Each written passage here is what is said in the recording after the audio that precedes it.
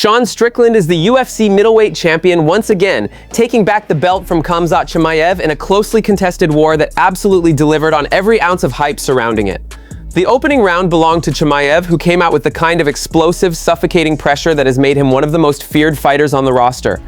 For a moment, it looked like the lopsided beatdown many had predicted, but Strickland is nothing if not resilient. As the fight wore on, he found his footing, started negating Chimaev's advances, kept the pace uncomfortable and relentless, and slowly turned what could have been a one-sided affair into an ugly, gritty firefight. By the time the championship rounds arrived, it was razor close on the cards, but Strickland had done just enough to steal the decision and reclaim his title.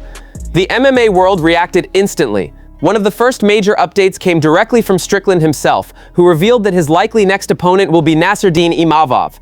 That's a notable matchup. Sean already has a win over Imavov, but the Frenchman has been on a serious tear since that defeat and has clawed his way right back into title contention.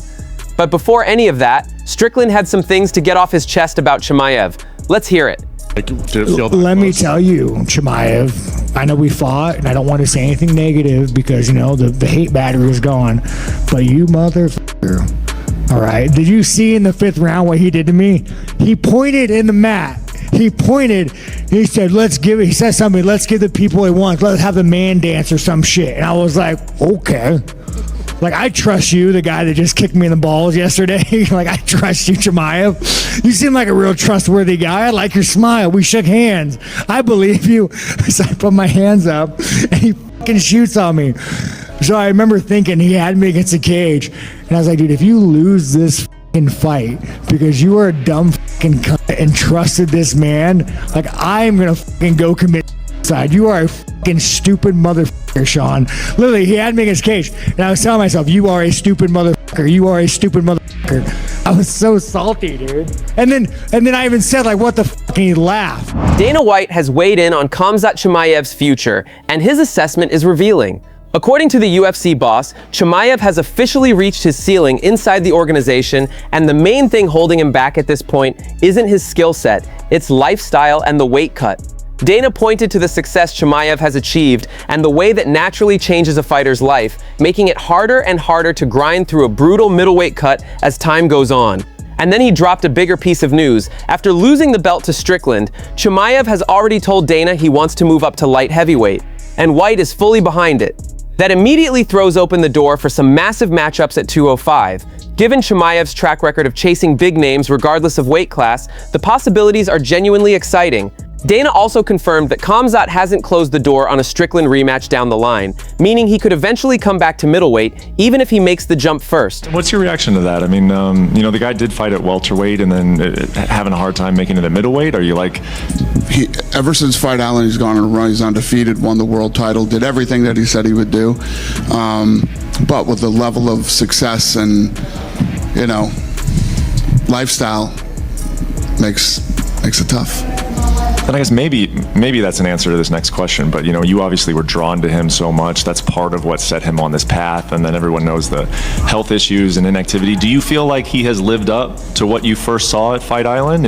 Obviously, he's been a champion. When you see somebody fight for the first time and you're like, wow, this guy's special, and they become a world champion in the UFC, yeah, I would say so. So yeah, you're satisfied with what he's done. Not that he's done, but you would say that he reached his potential so far here. 100%. Yeah. Ilia Topuria jumped on Instagram Live recently to react to Chimaev's loss. And given the layered history between all three men, the MMA world was paying close attention. Ilia and Khamzat actually go back a long way. The two trained together in Sweden, have shown each other mutual respect publicly, and have generally kept things cordial. Things got slightly tense when Chimaev responded to a post suggesting Ilia had submitted him in training. Khamzat left a comment taking a shot at Topuria's height, but even that never escalated into anything genuinely hostile, and both men kept it professional. On the other side, Ilia has had his own heat with Strickland. When Sean made comments targeting Chimaev's family and religion, Ilia openly warned him that in the Caucasus, you don't make those kinds of remarks lightly. That's not empty talk from Ilia. Fans saw the same mentality when he stepped up to defend Alex Pereira after Josh Hokett made comments about Pereira's family during a press conference. Here's what Ilia had to say about the fight, translated directly from Georgian. Khamzat, keep your head up, brother. You're a true warrior. What matters most is to never give up during the fight, and that's what you showed in that fight, the will to win. You've done great things in the sport, and you're still young. This is hard work and an obsession. That's it. As for Strickland, even though I don't like the guy, he fought a good fight and won deservingly. Congratulations. Rematch will be interesting. Now here's one nobody saw coming. Right after winning the title, Sean Strickland turned his sights on Joe Rogan. With this traces back to the lead up to UFC 328, when debate was swirling about whether Strickland truly deserved another shot at the belt.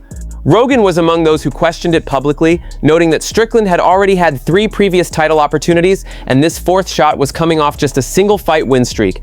Meanwhile, Nassourdine Imavov was stacking back-to-back big wins and was viewed by many as a more deserving contender at that moment. That criticism clearly sat with Strickland through camp and through the fight itself, and the moment he had that belt back around his waist, he used the platform to fire back. Fucking Joe Rogan, like saying I don't deserve the title shot. You said some stupid shit, and I'm gonna fucking backhand you. I'm gonna hit you right in the fucking face. And at that moment, you could choose to be a fucking man and take your ass beating, or you could be a little bitch. But after I'm done fucking beating the shit out of you, we could be friends. Joshua Van has confirmed that Alexandre Pantoja is next after putting on another commanding performance in his title defense against Tatsuro Taira.